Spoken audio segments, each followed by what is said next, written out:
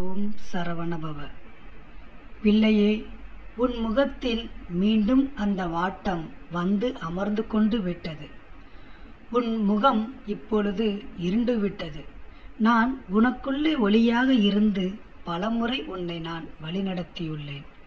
பல நிகழ்வுகளில் நான் உனக்கு அதனை உணர்த்தியுள்ளேன்.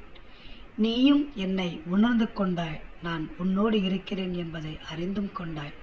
ஆனாலும் நடக்கும் ஒவ்வொரு நிகழ்வுகளாலும் நீ மீண்டும் மீண்டும் பாதிக்கப்படுகின்றாய். அதற்கு காரணம் உன் ஆழ்மனதில் இருக்கக்கூடிய பழைய பதிவுகளே. அந்த பதிவுகளை எல்லாம் வெளியேற்ற சில பயிற்சிகளை நீ செய்தாக வேண்டியது அவசியம். அதில் முக்கியமான ஒன்று தியானம்.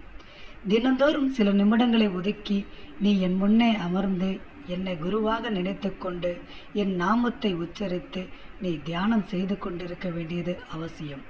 அந்த தியானமானது உன் மனதில் உள்ள இருளினை கொஞ்சம் கொஞ்சமாக நீக்கி உனக்கு ஒரு வெளிச்சத்தினை கொண்டு வந்து உன் மனதில் புகுத்தும். அந்த வெளிச்சத்தினால் நீ பார்க்கக்கூடிய ஒவ்வொரு நிகழ்வுகளிலும் ஒரு தெளிவான ஒரு பார்வையும் அதில் ஒரு ஞானமும் ஒரு புரிதலும் உனக்கு உண்டாகும்.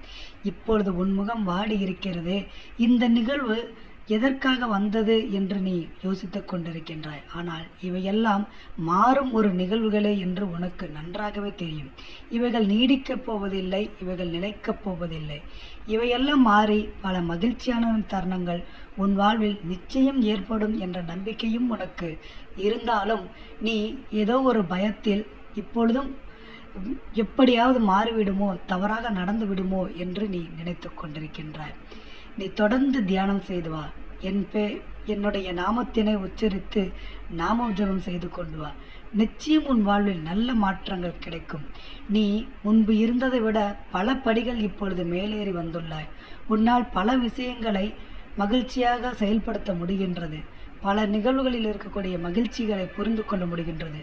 உன் வாழ்க்கையை நன்றியுணர்வோடு உனக்கு பார்க்க முடிகின்றது.